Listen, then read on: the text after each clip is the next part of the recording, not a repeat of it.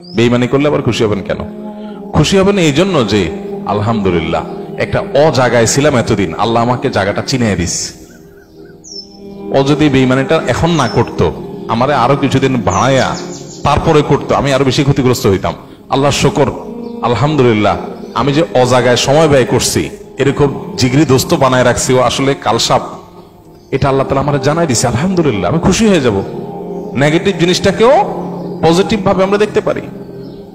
যত হতাশা আছে, এই হতাশা দূর বেশিরভাগ ক্ষেত্রে হয়ে যাবে শুধু মেন্টালিটি পরিবর্তন করলে। আল্লাহ আমাদেরকে সেই তৌফিক দান করুন।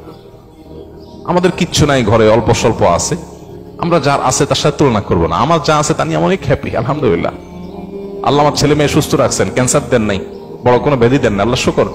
কিন্তু কাউকে ক্যান্সার দিয়েছেন, আলহামদুলিল্লাহ আল্লাহ তাআলা আমাকে মরার আগে তওবা করার সুযোগ দিয়েছেন। একটা ওয়ার্নিং আসছে, আমি এখন প্রস্তুতি নিয়ে যেতে পারি। অনেকে হঠাৎ চলে যাচ্ছে অ্যাক্সিডেন্টে, সে তো প্রস্তুতি নিতে পারে নাই।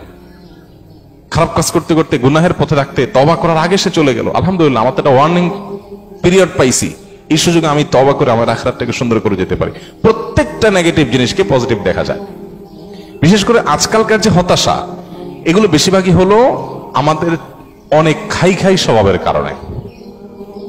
আমরা ভাবখান, আমি এরকম অনেক মানুষ দেখেছি ব্যক্তিগতভাবে, আমি পরিচিত অনেক মানুষের সাথে, নাই ভাই কিচ্ছু নাই, ব্যবসা বাণিজ্য অবস্থা একেবারে খারাপ। এরপরে দেখা গেল ছেলে ফেলে নিয়ে, বাচ্চা কাচ্চা নিয়ে উনি ব্যাংকক গেছে ঘুরতে। ভাই ব্যাংকক গেছেন ঘুরতে, আপনার না খুব অসুবিধা? ভাই এইটা তো 10-20-50 লাখ তো অ্যাকাউন্টে আছে, এটা তো কোনো ইয়ে না। আমি কোটি কোটি টাকার যে ব্যবসা আছে আমি সেটা কথা বলতেছি, ফ্যাক্টরি গুলা বন্ধ, হান তান, কিন্তু ওনার সব চলতেছে।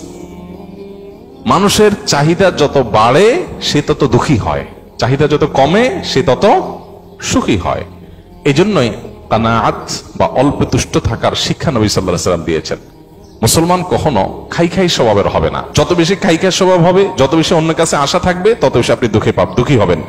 এই জন্য এই জিনিসটা ছাড়তে হবে। কারোর কাছে আশা খুব বেশি করা যাবে না এবং অন্যের সাথে কম্পেয়ার করা যাবে না। বিশেষ করে অন্য আমার চাইতে ভালো থাকলে ওটার ব্যাপারে কম্পেয়ার করা যাবে না। আশা বেশি করবেন, ধরা খাবেন। পৃথিবীতে আল্লাহ ছাড়া আর কারোর ব্যাপারে আশাবাদী থাকবেন না। এমনকি নিজের মা বাপও না, নিজের স্ত্রীও না, স্বামীও না, সন্তানও না, ভাই বোনও না, জিগরি দোস্ত না, কারোর ব্যাপারে না। আশা করেন, খুব বেশি আশা করে বসে থাকেন না। আশা করার পাশাপাশি এটার জন্য প্রস্তুত থাকেন, যা আশা করতেছেন তার উল্টাটাও হতে পারে। মুছে তেল দিয়ে গেছেন, অনেক কিছু আশা করতেছেন, যাই দেখেন জিরো।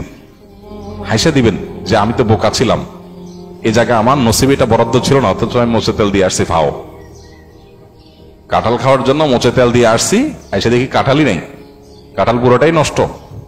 তাহলে আমি অহেতুক একটা প্রস্তুতি নিছি, আমার তকদির এটা ছিল না।